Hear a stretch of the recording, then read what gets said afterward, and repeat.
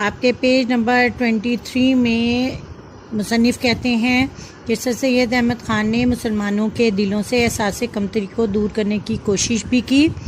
احساس کمتری، کمتر ہونے کا احساس۔ بیٹے یہاں اس جملے کا یہ مطلب ہے کہ مسلمانوں نے جب انگریزوں نے بر صغیر پر قبضہ کر لیا تو مسلمانوں نے جدید تعلیم حاصل کرنے سے انکار کر دیا۔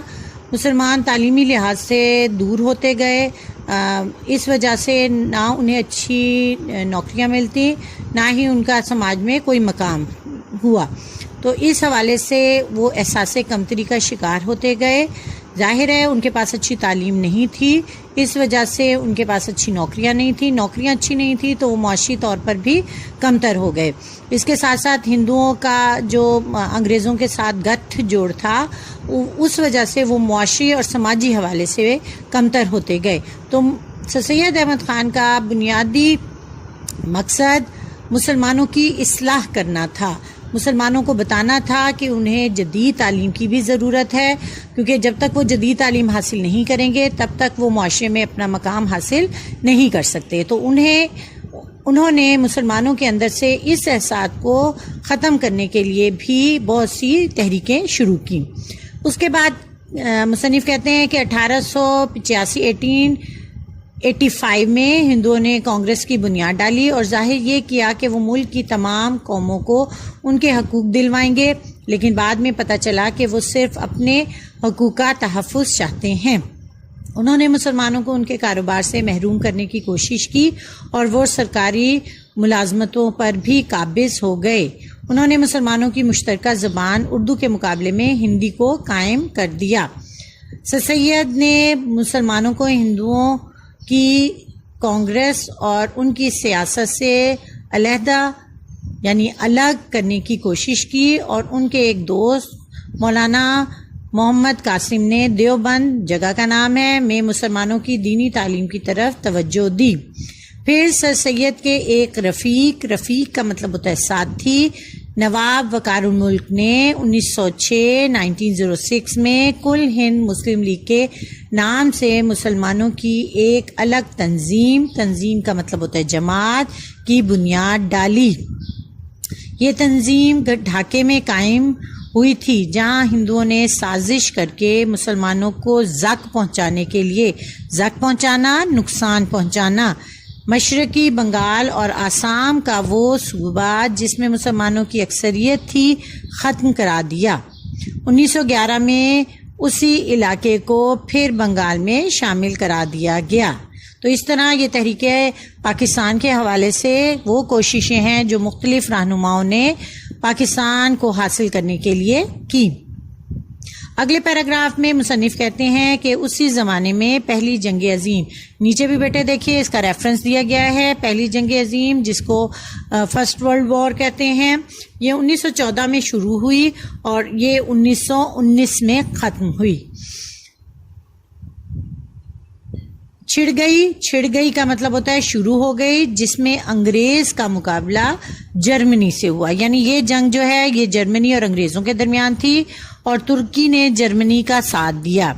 ترکی جو تھا اس وقت بہت خلافت کے حوالے سے بہت اہم ملک تصور کیا جاتا تھا، تو ترکی نے جب جرمنی کا ساتھ دیا تو ہندوستان کے مسلمان چونکہ ترکی کے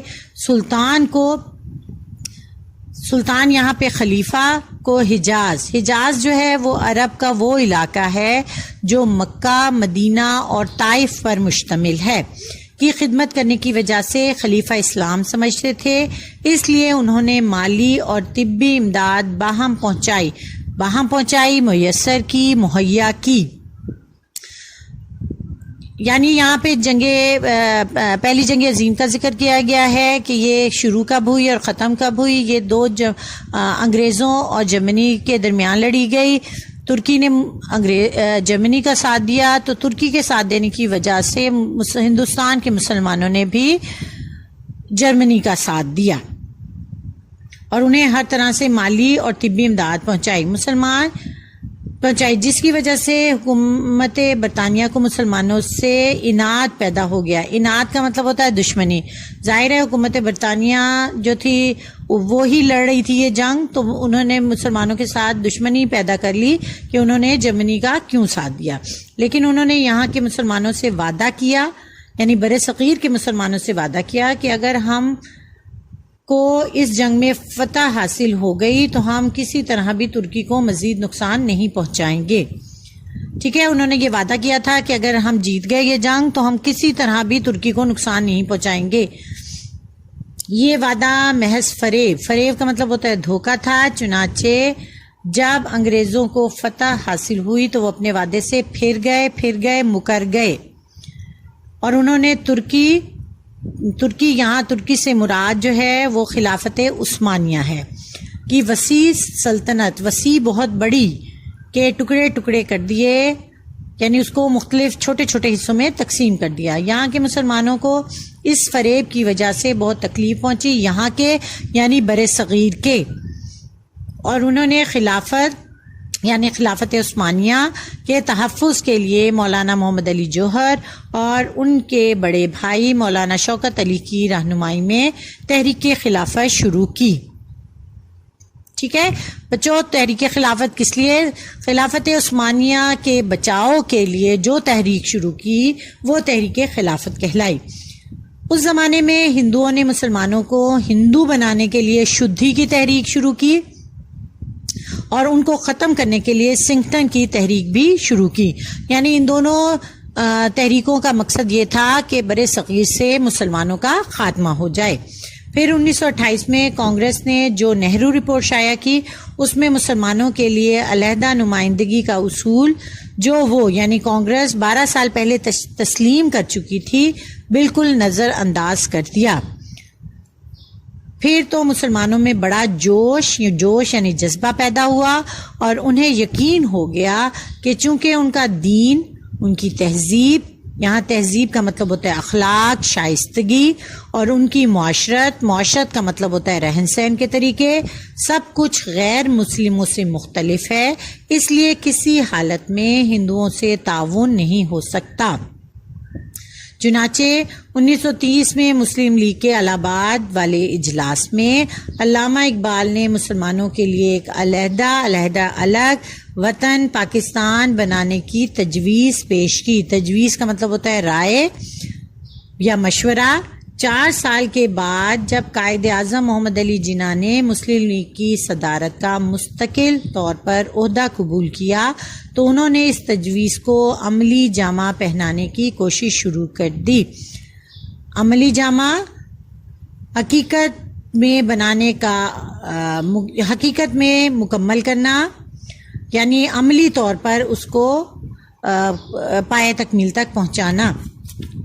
آخرکار 23 مارچ 1940 کو انہوں نے لاہور کے اجلاس میں واضح طور پر اعلان کر دیا کہ جن علاقوں میں مسلمانوں کی اکثریت ہے، اکثریت کا مطلب ہوتا ہے تعداد میں زیادہ ہونا، وہاں ایک آزاد مسلم ریاست قائم کی جائے.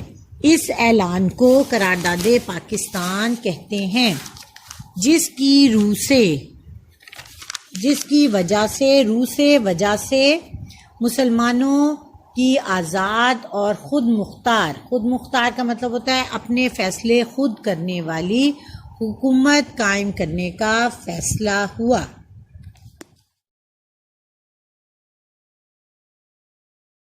ڈیئر اسٹوڈینٹس، پیج نمبر 24 میں مصنف نے تصور قومیت کو واضح کیا ہے.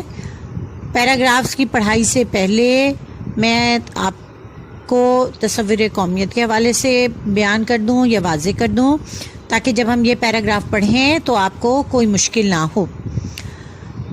اب تصور قومیت کیا ہے؟ تصور قومیت سے مراد قوموں کی تشکیل ہے کہ وہ کن بنیادوں پر تشکیل دی گئی ہیں. یہاں پہ ہمیں 2 تصورات ملتے ہیں، ایک تصور مغربی ہے اور دوسرا اسلامی تصور جو کہ حضور صلی اللہ علیہ وسلم نے بیان کیا ہے.